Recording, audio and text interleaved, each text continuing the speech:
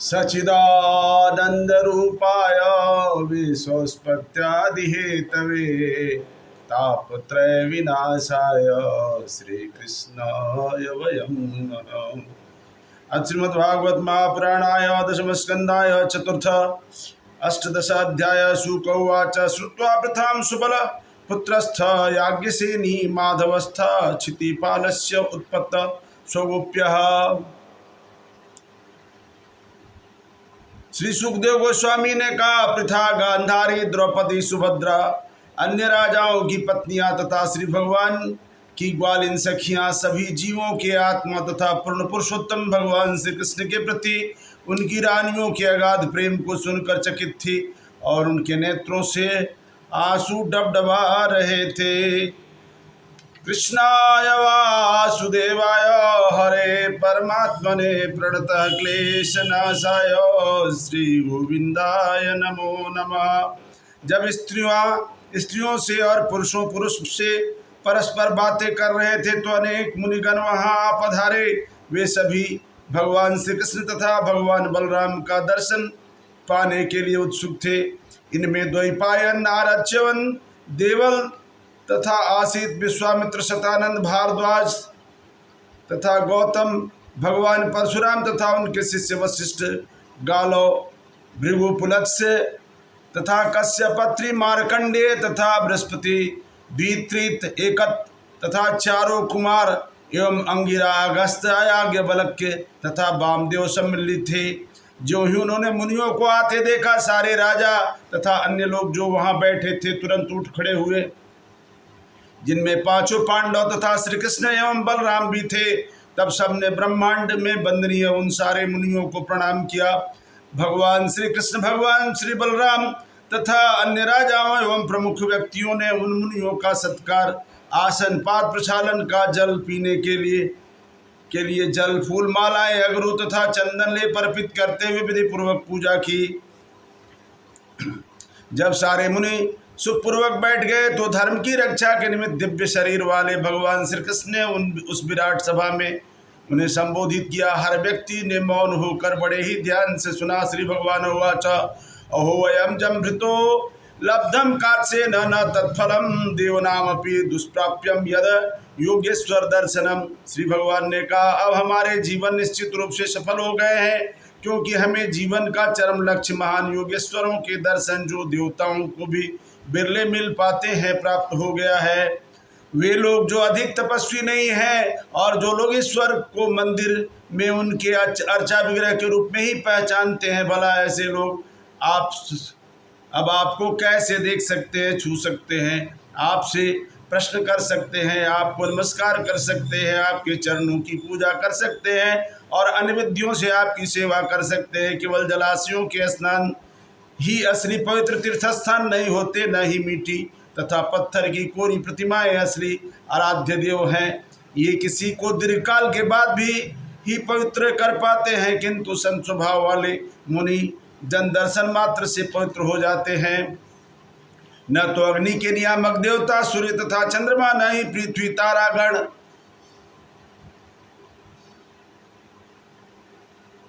जल, आकाश, वायु, वाणी तथा मन के अधिष्ठाता देवता अपने उन पूजकों के पापों को हर पाते हैं जो द्वैत के दृष्टिकोण से देखने के अभ्यस्त हैं। किंतु ज्ञानी मुनिजन आदर पूर्वक कुछ ही क्षणों तक भी सेवा किए जाने पर मनुष्य के पापों को नष्ट कर देते हैं।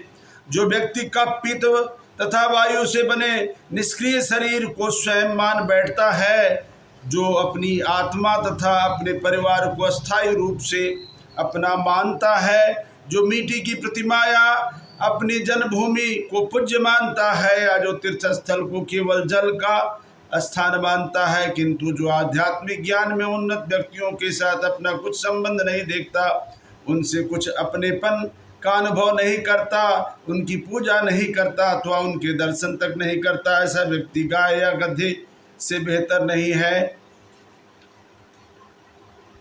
श्री सुखदेव गोस्वामी ने कहा, असीम ज्ञानी भगवान श्री कृष्ण से ऐसे अगाध शब्द सुनकर विद्वान ब्राह्मण मौन रह गए, उनके मन भ्रमित थे। मुनिगण कुछ समय तक श्री भगवान के इस आचरण पर विचार करते रहे, जो एक अधीनस्थ जीव के आचरण जैसा लग रहा था। उन्होंने यह निष्कर्ष निकाला कि वे सामान्य जनों को उपदेश देने के लिए ऐसा अभिनय कर रहे हैं। अतः वे मुस्कुराए और सारे ब्रह्मांड के गुरु से इस प्रकार बोले।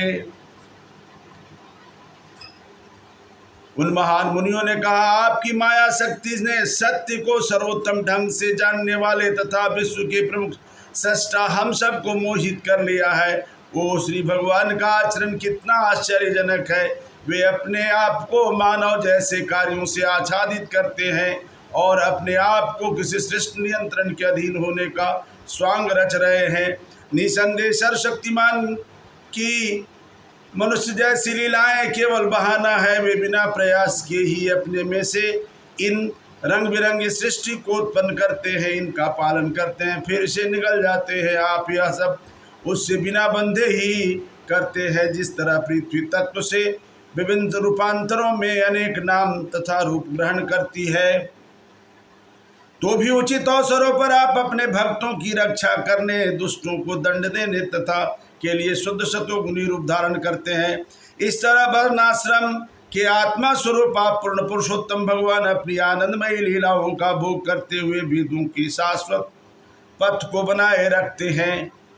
वेद का यह निर्मल हृदय और उनके माध्यम से मनुष्य तपस्या, अध्ययन एवं आत्मसंयम द्वारा मनुष्य प्रकट अप्रकट तथा इन दोनों में से परे शुद्ध अस्तित्व का अनुभव कर सकता है। अतः हे परब्रह्म, आप ब्राह्मण कुल के सदस्य का आदर करते हैं, क्योंकि वे पूर्ण अभिकर्ता हैं, जिनके माध्यम से वेदों के साक्ष्य द्वारा कोई आपका साक्षात कर सकता है। इसी कारण से आप ब्राह्मणों के अग्रणी गणी पूजक हैं। आज हमारा जन्म, शिक्षा, तपस्या तथा दृष्टि सभी पूर्ण हो चुके हैं, क्योंकि हम समस्त पुरुषों के लक्ष्य आपसे सानिध्य प्राप्त करने में समर्थ हो सके हैं। निसंदेह आप स्वयं ही अनंतिम अर्थात परम आशीर्वाद हैं।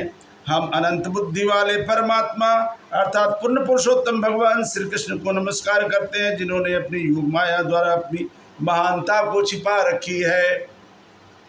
न तो ये राजा न ही वृष्णिगण जो आपकी घनिष्ठ संगति का आनंद उठाते हैं, आपको समस्त सृष्टि के आत्मा का काल की शक्ति तथा परम नियंता के रूप में जानते हैं। उनके लिए तो आप माया के पर्दे से ढके रहते हैं। सोया हुआ व्यक्ति अपने आप को एक वैकल्पिक सत्य मानता है और यह स्वयं देखते हुए कि उनके विविध नाम तथा रूप वह अपनी जागृत पहचान को भूल जाता है, जो उसके स्वप्न से सर्वथा पृथक होती है। इसी प्रकार जिसकी चेतना माया द्वारा मोहित हो जाती है, वह भौतिक वस्तुओं के नामों तथा रूपों को देखता है। इस तरह ऐसा पुरुष अपनी स्मरण शक्ति को खो देता है और आपको नहीं जान पाता है। आज हमने आपके उन चरणों का प्रत्यक्ष दर्शन पा लिया है, जो उस पवित्र गंगा नदी के उद्गम है, जो पापों के ढेरों को धो डालती है। पूर्ण योगी ज़्यादा से ज़्यादा आपके चरणों का ध्यान अपने हृदयों में कर सकते हैं, किंतु केवल वे जो पूरे मन से आपकी भक्ति करते हैं और इस तरह आत्मा के आवरण भौतिक मन को दूर करते हैं, वे आपको अपने अंतिम गंतव्य रूप में मानते हैं।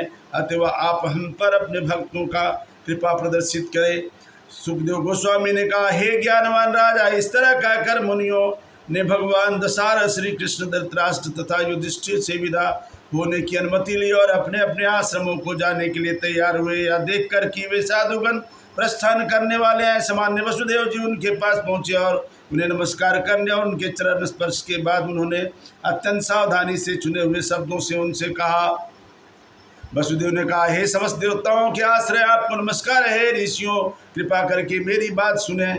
कृपा करके हमें यह बतलाएं कि मनुष्य का कर्म फल किस तरह आगे और कर्म करके भी नष्ट किया जा सकता है। नारदवाच, नारद मुनि ने कहा, हे ब्राह्मणों, यह उतना आश्चर्यजनक नहीं है कि जानने की उत्सुकता से वसुदेव ने अपने चरम लाभ के विषय में हमसे प्रश्न किया है, क्योंकि श्री कृष्ण को मात्र एक बालक ही मानते हैं। इस संसार में परिचय बढ़ने से अनादर पनपता है। उदाहरणार्थ, जो व्यक्ति गंगा के तट पर रहता है, वह अपनी शुद्धि के लिए गंगा की उपेक्षा करके अन्य किसी जलाशय को जा सकता है। प्रेम से बोलिए वृंदावन बिहारी लाल की जय। अयोध्या राम लला।